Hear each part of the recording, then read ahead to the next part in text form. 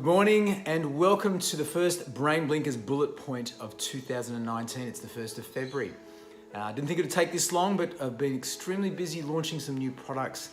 And it made me think about, just this week, working with a school leaver who was a little bit unclear about where they wanted to head in life and had undergone a lot of exam stress the year before and wasn't sure where they wanted to head and really didn't feel like they were fulfilling their potential.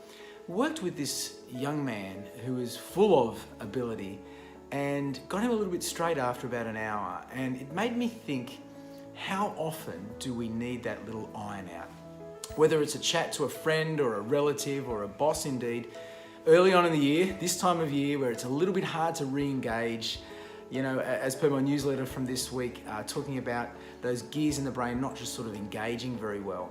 So what I wanted to leave this Brain Blinkers bullet point about is to sit down. If you're struggling to get back into it, if you are feeling the overwhelm already, if things aren't right and you're not on track to where you want to be, one of the most valuable things you can do is to sit down and iron those things out. You don't need me to be there necessarily, but you do need to think about what those limiting beliefs are. What is that negative self-talk? What are your fears? Those three critical brain blinkers that will help you understand how best to approach your year, to approach that task, to approach that goal you have, and therefore engage your gears to the best of your abilities. So I trust you've enjoyed that. I want you to keep posted because we've got some really exciting new products that are going to be online portals for young people and for the oldies like me to help them better fulfill their potential. So keep watching. Have a fantastic weekend and look forward to seeing you soon.